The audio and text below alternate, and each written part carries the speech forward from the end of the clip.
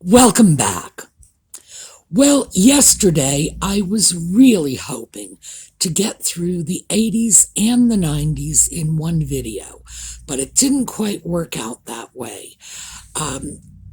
Interestingly enough, even though, for the most part, the 80s and the 90s had tremendous overlap, it's almost as if it was just one unusually long decade. There were some very interesting things taking place in those two decades that have allowed us, and by us, I don't just mean those of us in 2022. I mean those of us who are more inclined to look for thrifted or antique pieces. They gave us the opportunity to get the bedrooms we really want. So, we're going to talk about that when we come back, because we are going to start with the 1950s and then very quickly jump from the transitional late 80s into the 90s and see about getting through the 90s today. So, when we come back.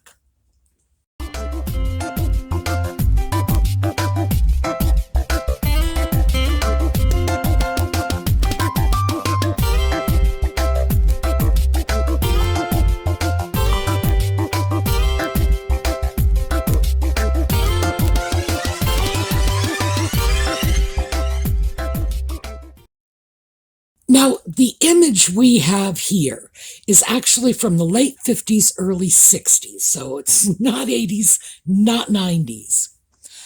The reason I wanted to start off with this image was just to show that an antique look in the bedroom was not new to the 80s and 90s.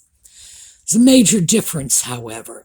This bedroom in the late 50s, early 60s, and I'm not sure the exact date, but it's somewhere in that range. This is from a relatively modern furniture company called Drexel. And in fact, let me just show you the entire ad. So there we go. When we look at a bedroom like this, we are seeing something that doesn't really look 50s, 60s to us. At that time, if you wanted older looking furniture, you bought it new. You would go to a company that remade older designs. And if we look at this, we can see we have a dresser and then a bureau of a particular style called chest on chest. And those two pieces could have come right out of Thomas Chippendale's workbook. No question about it. If you want pieces like that, you can find them in museums and very pricey antique stores from the 18th century. And they were beautiful, they were timeless, and we see these in bedrooms today. Fortunately for us, most of the ones we see in bedrooms today are from this period, when companies like Broyhill and Drexel and even Ethan Allen were producing good quality copies of much older designs. Now, notice that in addition to the dresser and the bureau, we have a mirror and a headboard that are also incorporating some of the Chippendale designs, in particular that broken bonnet top design. Very Chippendale. Very likely to have been seen on top of mirrors, not quite so likely to have been seen on the tops of beds. The end table, however, is simply a 1950s version of what a Chippendale end table ought to look like, because in a real Chippendale bedroom, you would have much more likely had a small chest, a washstand, a commode, or even a candle stand. Our modern night table just really didn't exist in the past. they had very specific uses for night tables. For example, holding the candle, holding the wash basin, holding the little chamber pot. So that's what a night table was for them. Nevertheless, we look at a picture like this, and it's very familiar to us because we're talking about furniture that has been around for almost 300 years. So I wanted to point this out because in the 1970s, we started to see the emergence of antiques in that 70s boho look.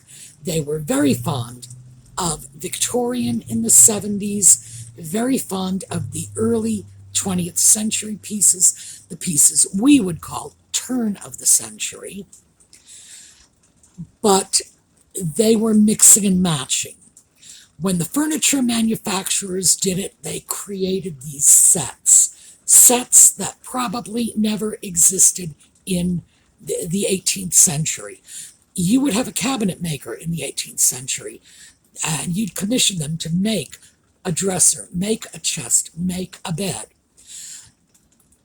But it wasn't as if you could go into a catalog and say, fine, I will take this complete bedroom suite. It just wasn't done like that. So what we saw was this perfectly matched set of furniture, as I say, that was never really offered back in the time period that they are replicating. And as a consequence, when people began assembling their own vintage and antique furniture in the 70s, it was very mix and match. So let's move on quickly to the late 1980s as it transitioned into the 90s, because we are going to pick up this theme later. All right, and now as we are moving late 80s into 90s, and we're going to get to the 90s very shortly, we are seeing something quite different. We are seeing the browns and the creams of the 80s give way to these dark espresso colored, they usually call it, by the way, espresso, when they have these dark brown woods. Previously, we called that Jacobean because the old oak from places like England, which is where it really comes from, oak that has been aged over a long period of time, and by long period I'm talking centuries, tended to pick up that brown sort of dark coffee look, hence Jacobean. And then 90s, well, that didn't mean anything to us, so we started calling it espresso. In the 90s, boy, we just got rigid in our thinking. 90s became symmetry and matchy-matchy, and that's what we wanted. So in the case of this room, and as I say, this is late 80s moving into 90s, what we're seeing is these dark brown, almost black colors in the room. We've got a nightstand on either side of the bed. We've got a matching floor lamp on either side of the bed. The pictures over the bed are so rigid and so structured and so matched up.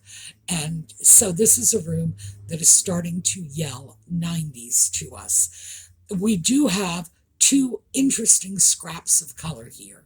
One is a little plant hanging from the ceiling, so good for them.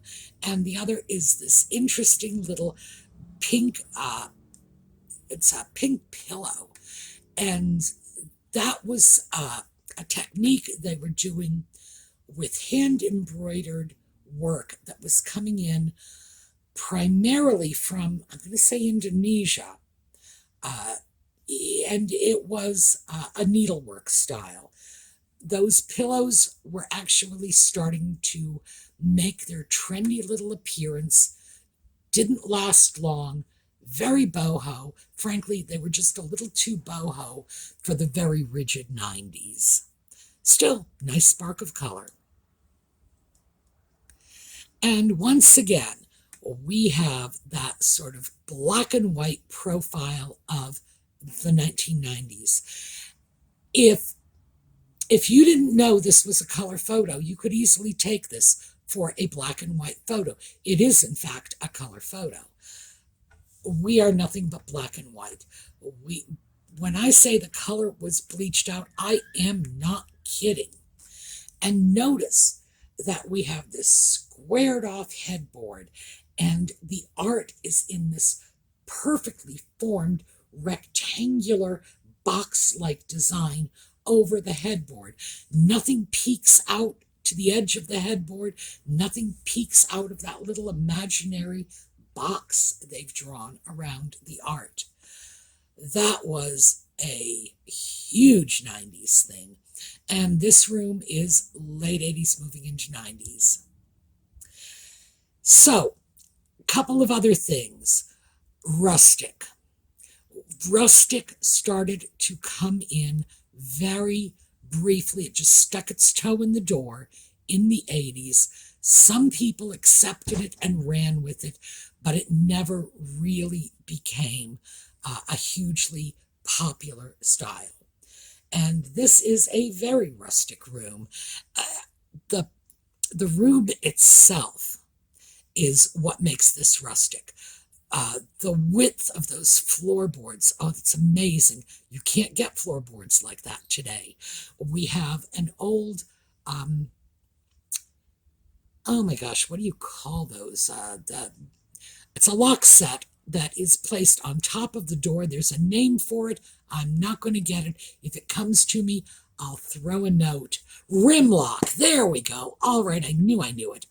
Rim lock latch for the door, and we have the exposed beam.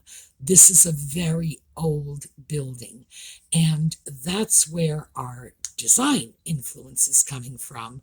And in here we have furniture, some of which may be old. I would dare say much of it is not. We have a chair on the left side, and I can't see the back of the chair, but I can tell you those are Queen Anne cabriole legs. So that's telling us that what they're looking for is an early to mid 18th century look. The bed, I suspect that is, in fact, a modern version of an old style bed, but still, I think the room is nicely done. I'd have gone with something very different for the end tables personally, but hey, I'm going to give them an A for effort. Oh, and an A plus for that rim lock, because I do like it. And here is another kind of rustic. And this is where more people were going, because most people, let's face it, do not have 18th century houses. This is sort of more of that ski chateau, rustic kind of thing. We've got a platform bed. We have doors that we would now call barn doors. They weren't calling them that at the time. They were calling them sliders. It's definitely a look that stuck with us. Yeah, obviously, the barn door thing has. Platform beds, much more contemporary. Interesting.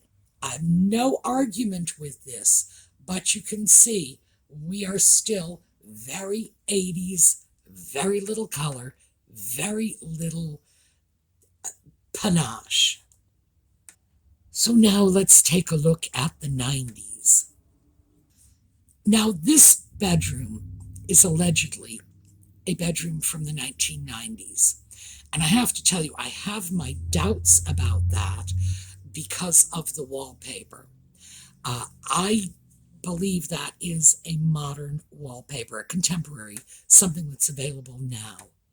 So I'm just not sure. This may be a retro room. Let me throw that out here. This is very interesting. We have a bed that is designed like a knoll sofa. If For those of you who are not familiar with a Knoll sofa, it's an old design where the arms will drop down and create like an extended day bed on the sofa. And that seems to be the style they're working for here. We have way more color than anybody was willing to put into rooms in the 1980s. Even for the 1990s, this is a huge boatload of color. But we have this sort of orangey red on the chairs, mustard yellow on the wallpaper, green, blue, white. This is sort of just a burst of color. Does it surprise me? Well, as I say, there's part of me that says this may be a retro room. It does not surprise me at all, though, because quite frankly, after the 80s, we were seeing color creep back in. Now, just as our previous bedroom had a canopy, what we have here is a tester bed. That's, it's what we've got. This is definitely a little more antique-y, if you will. What we have here is a large rug on the floor with small scatter rugs dropped on top of it. We have a rather interestingly printed fabric on the tester. That, by the way, that fabric actually would have been the sort of design you would have seen on a real 18th century tester bed, but back then it would have been hand embroidered.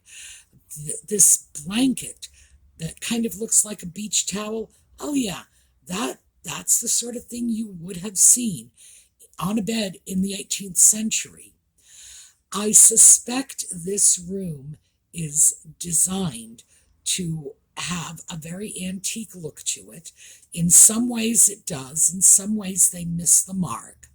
But still, 90s getting away from the colorless 80s. And here we go, another canopy bed. This one, by the way, is probably a legitimate antique. It's very interesting. And mind you, all three of the 1990s rooms we've seen so far have had canopies or testers on the bed.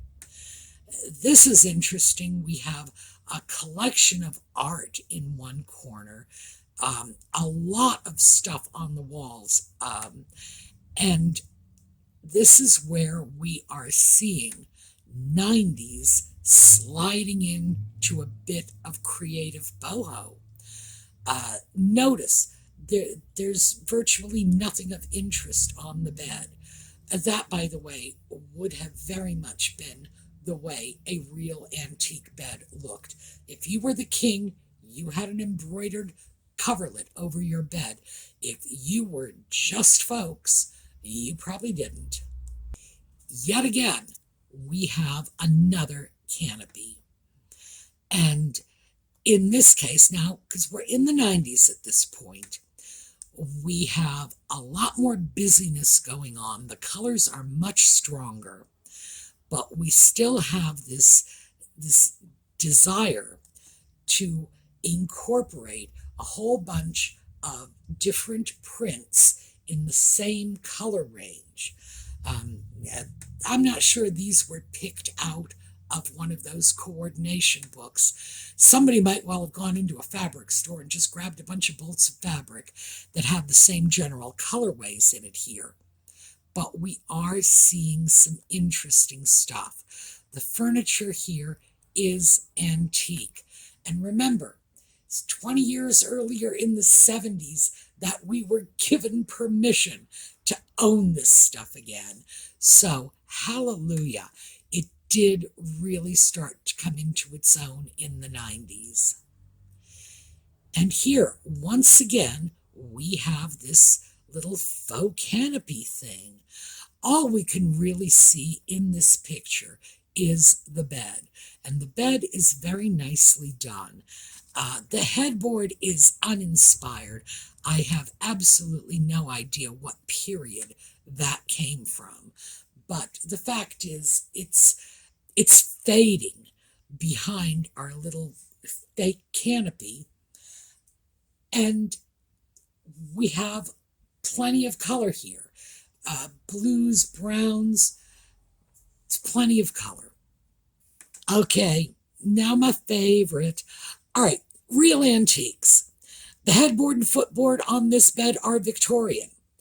The dresser and mirror are Eastlake. Now, if you look closely, you're going to see everything we know to look for in Eastlake. The incised designs, the carving. Sadly, I'm not seeing any Gothic touches in this. However, I promise you that's Eastlake. And if you don't believe me, I'll go snap a picture of my own Eastlake dresser and you can see how much they look alike. Or just tune into my next video and look at the Eastlake bookcase behind me. Yes, Eastlake, beautiful. This is a wonderful oak set. Real antiques in a real home, living the way they were meant to live. I do love it. And this is something that, as I said, we got permission in the 70s to bring these pieces back. It became very acceptable. And keep in mind, if you had this furniture in your home in the 1960s, people were just going to assume you were too poor to buy new furniture. Imagine that. Okay, more 90s. And at this point, we are getting into some of these bold prints. We, in this room, have that furniture set. We can see the headboard, the two night tables. We can see the dresser. There's probably a bureau somewhere. They're all in exactly the same style. And the bedspread, my goodness, that is just such a large print. We have plenty of art on the walls. This is a real bedroom in somebody's real home, and it is, in fact, very 90s. And you can really start to see that the 90s had its own style. The fabric of this bedspread reminds me of the bark cloth patterns of the 1950s. Interestingly enough, the color range strikes me as rather 50s too. Okay, more 90s. In this case, it looks like we have a palm tree motif in this room. There's something on top of the mirror that is probably a palm tree. I'm not sure. We have palm trees all over the pillows, and there are like 5 of them. They're all matched. Everything just looks like it came out of the same page of a catalog. The darker wood, that sort of espresso, and the white, and no color other than the brown and white. Yeah, very 90s. And here, once again, that very 90s palette, dark brown and white. I have no idea why we found this so appealing. I really don't know. The furniture is interesting. I believe this is modern furniture. But notice, this is in somebody's home. You can see the doors going out into the halls. I believe this is modern furniture as opposed to legitimate antiques. It's better than it was in the 80s. It's better than the pink of the 50s. It's better than the orange and green of the 70s.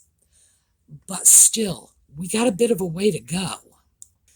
Now, we're going to take a look at some children's rooms because we've done this in the past when I can get them. And of course, in the 80s, we started off with young girls' rooms. These are real children's rooms, as you can see from the real child here. Children's rooms is where we're going to see some color coming in. 1990s, we got a pattern that I could easily see that coming out of the 70s. But what tells us for sure it's the 90s is the black frames and black and white art on the walls. And this is a young girl who's found a way to combine them both, so good for her. Now, this one is considerably more lived in kind of looking. Very real sort of bedroom. Notice the frame of the bed. The last one we had a metal frame. This one we have metal frames that are very reminiscent of those that I showed you when we first started looking at the 80s when we began the video. These are legitimately old bed frames. Wonderful. They're being brought back in. We have some serious boho touches in this room. We've also got a lot of color. Now, this room was apparently inspired by a Winona Ryder movie. I don't know what to say about that, except inspired by a Winona Ryder movie. We've got a closet refrigerator. This is very pink. It's got a very retro sort of look to it. Retro became huge in the 90s, especially for young people. Not surprising, young people tend to want to get away from the styles their parents like. In this case, I feel like we fell into a bottle of Pepto-Bismol, but I'm sure the young woman who has this room loves it to pieces. And here's another Pepto-Bismol bottle that we've fallen into. Again, more pink than we ever knew what to do with. And rock star posters on the walls and whatever else. And this is just the way kids live.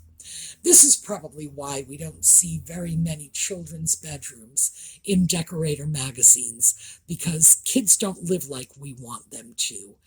But this is great. It really is. This is great.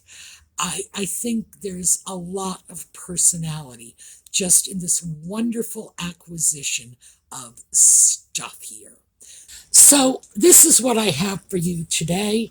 We are going to sort of transition out on this just fantastic and very realistic example of what young girls' bedrooms look like. Most of us, because most of my viewership is female, most of us were young girls, and we know this is how we lived. So, on that, we are going to slide out. And remember, the thing to take out of the 80s and 90s was antique furniture mixed and matched, as, of course, you have to when you're dealing with pieces that are 100, 150, 200 years old. It's just the way it has to be. You're not going to find sets. As I mentioned to begin with, the sets were never made as sets in the first place. It's just going to be scavenging pieces as you can. And in the 80s and the 90s, that became fashionable. Consequently, we inherited the okayness of that for our own bedrooms. The 80s and 90s gave us permission to express ourselves. All right, that is what I have for you today. We're going to go out on a slideshow, and for those of you who stick around for just chatting, it's 8 o'clock tonight.